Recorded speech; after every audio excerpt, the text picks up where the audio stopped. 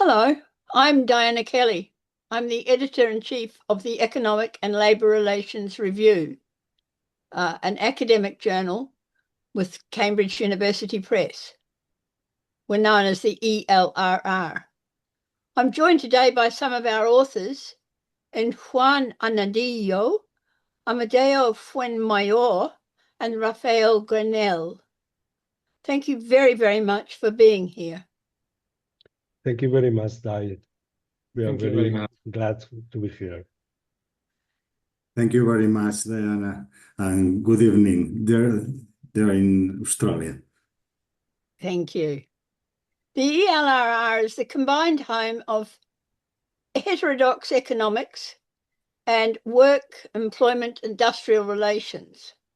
We pride ourselves on publishing rigorous research that develops rights, equality, or justice-based approaches to labour, business, government, social and economic policy. I'm here today to celebrate the authors who we believe do just that and whom I have just introduced.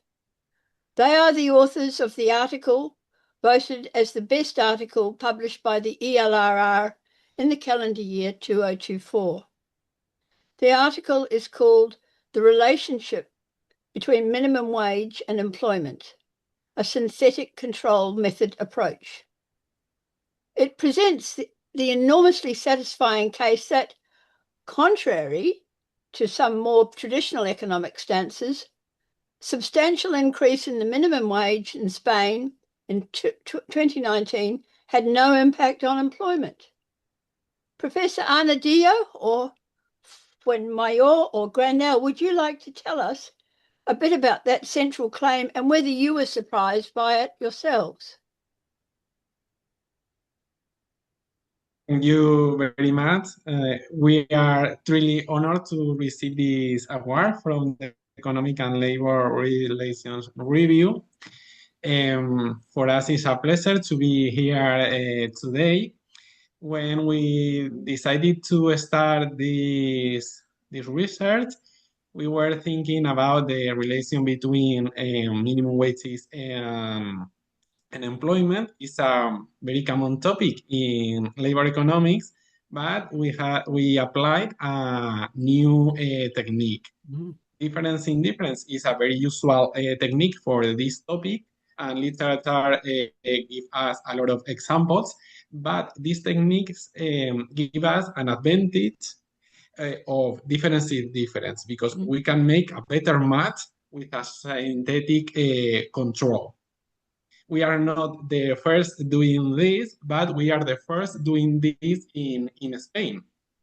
And there are no much studies in European Union. So we decided to start it, and we have at the beginning some problems, some adaptations. It was a hard, a difficult work to perfect this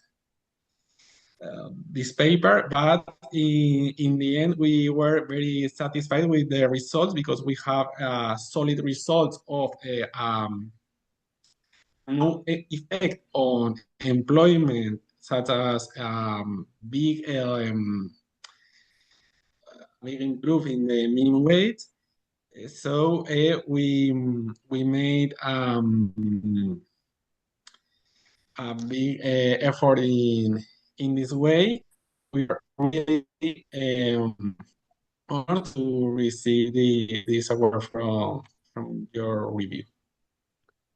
Thank you very much.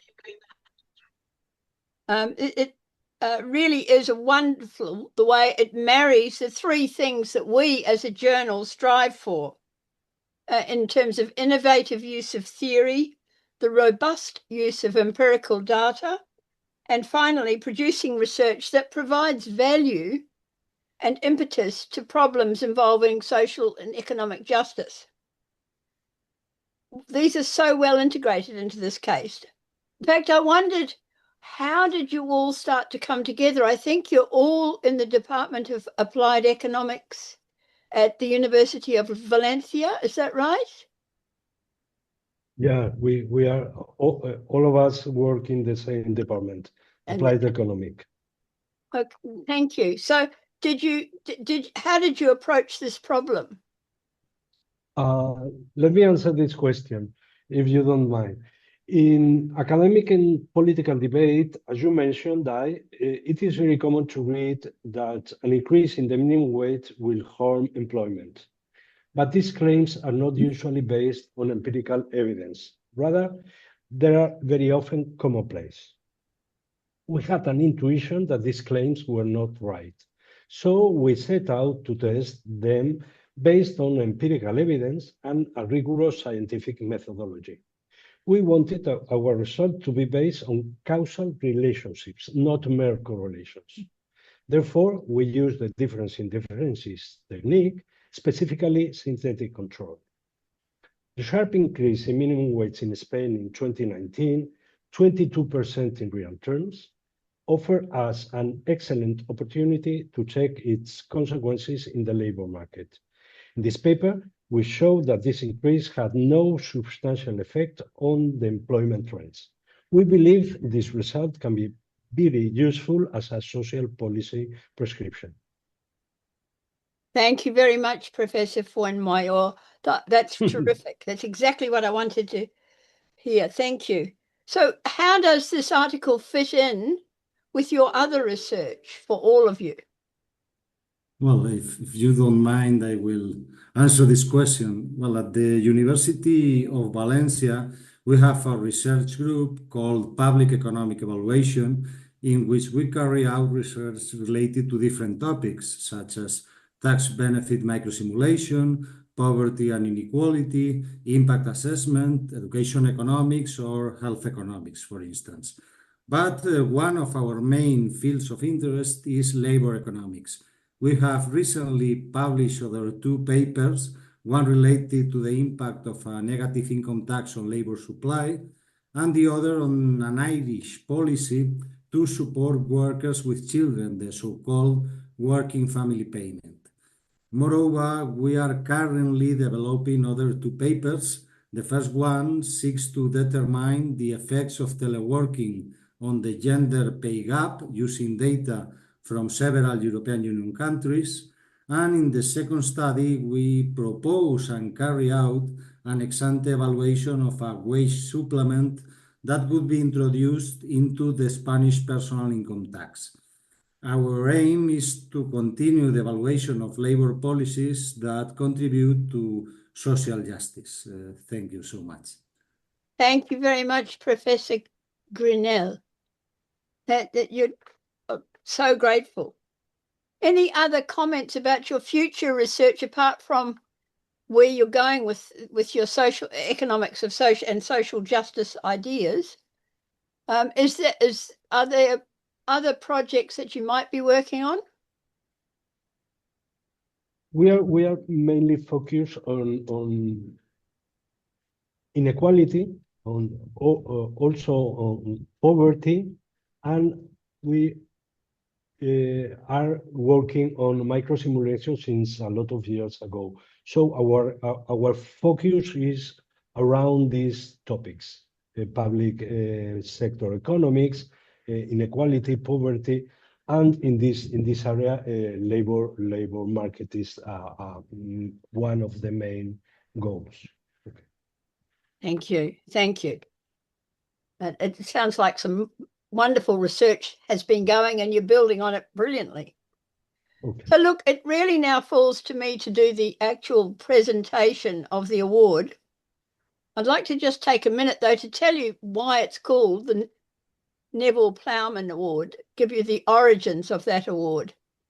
The prize honours Emeritus Professor John Nevile and the late Professor David Plowman, Order of Australia, from the economics and industrial relations disciplines, respectively, at the University of New South Wales, which is one of the largest universities in Australia. In 1990, they founded the journal and established its social justice perspective. John Nevile, who's still the ELRR's patron, was honoured in an 80th birthday shrift about 12 years ago, when the journal was just being published by an international publisher, by Sage. We are, of course, now with Cambridge University Press. But they had this big Festschrift for him, where he was described as an economist with a cool head and a warm heart. I think that's a good way for an economist to be. And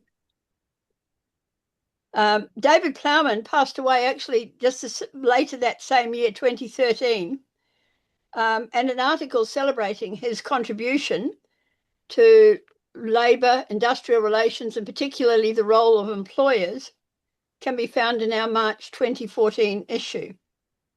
David had an interesting life, came to Australia from Malta after World War II as an unaccompanied child migrant, and in later life became an academic and was central for the emergence and expansion of academic industrial relations in Australian universities. Since 2021, the Nevile-Plowman Prize has been awarded annually to the article that the ELRR editorial board feels best exemplifies the aims and aspirations of the journal and follows in the footsteps of John Nevile and David-Plowman. It comes with an award of $500, which unfortunately in these interesting economic times is not very much in euros, but it is gaining as a prestigious award. Professors Arnadillo, Fuenmayor and Granell, the 2025 Nevile-Plowman Prize for the best article in the Economic Labour Relations Review in 2024 was your article, The Relationship Between Minimum Wage and Employment, a Synthetic Control Method Approach. It was nominated for the prize in May and was finally recently voted on from a shortlist by the journal's editorial board. Therefore, it is an honour and my great pleasure to award you the 2025 Nevile-Plowman Prize. Congratulations to you all and best wishes for continuing research success. Thank you too to those watching the ceremony and for supporting the ELRR. We are delighted to produce so many articles of a high standard and to award the 2025 Nevile-Plowman Prize to Professors Arnadillo, Fuenmayor and Granell of University of Valencia for their wonderful article. And this is not so good. Muchas gracias de nuevo. Esperamos que continúe con su excelente investigación. Felicidades. Congratulations and thank you. I would also like to thank Dr. Michael Lynch, our publicity colleague, for organising this and setting up this ceremony, Professor Anne Juna, who donated funds for the prize, as well as Nicola Lynch and Jason Anthony, part of the core support for this journal. Thank you all very much. Good afternoon or good evening, depending where you are. Thank you.